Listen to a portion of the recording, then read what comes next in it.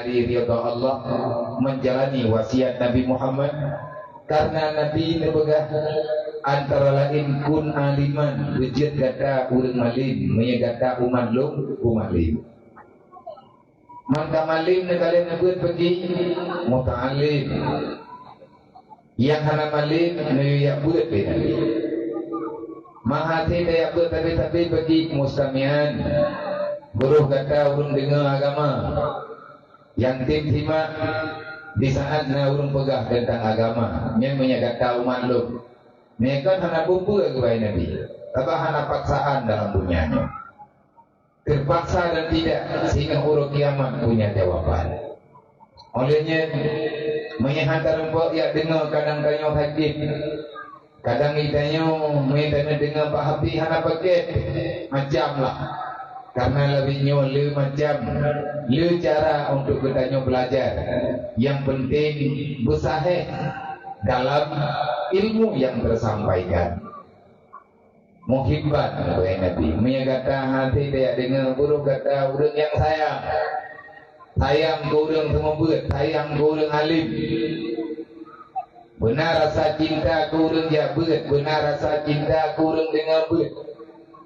Tiba makna cinta, kita ikut hadir merasakan, memberi yang mampu supaya mudah urusan urangnya. Nyo gedanya termasuk dalam kawan urang yang memang Nabi selalu ingat, Nabi selalu memberi wasiat. Semoga kita termasuk dalam kawan manusia yang keempatnya berantari. Yang lebih good yang pun olehnya menurutnya. Wala takunu khamisan kata Rasulullah. Beru kata hai hamba Allah, kelompok yang kelima. Wa anta halik, kata itu akan binasa. Putra makna binasa, ia kurujud dunia bila imanin.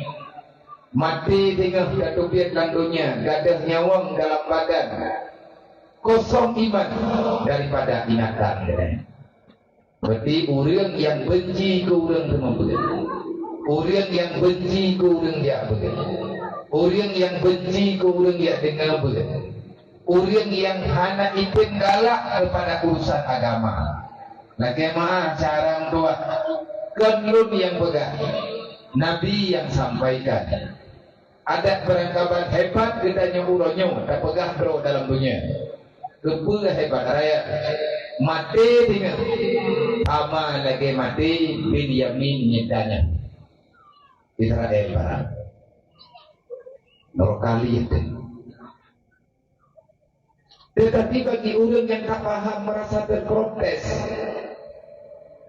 artinya ada yang mengganjal dalam hati. Bahkan mengganjal karena iman rusak pikiran menurut iman.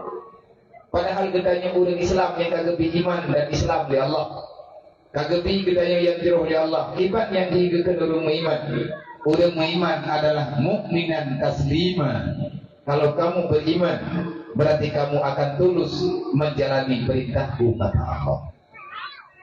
Ligure-gure getanyo dia malamnya bacaranya nanti karena hadis Nabi. Bukan Nabi ini bagai man hadara ilal majlisil ilmi. Berangkat romantang yang tinjak bak tempat majelis ilmu. Hana pegang oleh Nabi, urang kajian ngurang hana juga. Yang pegang oleh Nabi berangkat romantang kata kajian ataupun golong juga. Kamalin kata ataupun hana malin, tapi tenyo tatim tapi empat yang nabur ataupun saja. Sampai tumbuh gede. Anamanya gede. Anamnya gede. Yang jelas getanyo siap saja. Menurut kemampuan getanyo. Siapa yang mau hadir pada majelis ilmu, maka kamu itu akan dibalaskan oleh Allah secara spontanitas di dunia, langsung mendapatkan balasan Allah. Ulian yang buat pulau malam, maka Allah kalian menjanji melalui Nabi Khairul Anam. Iza asya sa'ida, ulian yang udip landunyanyo dalam masa yang panjang, hana mati di malamnya. Mati tanya bawa teh yang lain. Sisa usia yang kita jalani selama kita mandang kategori sa'ida, kita akan menjadi manusia bahagia. Bermakna bahagia. Artikan bahagia itu bukan raya rumah le harta. Artikan orang bahagia adalah kita hidup dalam dunia walaupun kita tidak punya apa-apa, tetapi jiwa kita tenang, kita tidak pernah terbebani dengan urusan dunia. Nyo yang nemita-mita ye urang-urang awal. Nyo yang diamalkan oleh para sahabat dan juga para aulia-aulia Allah.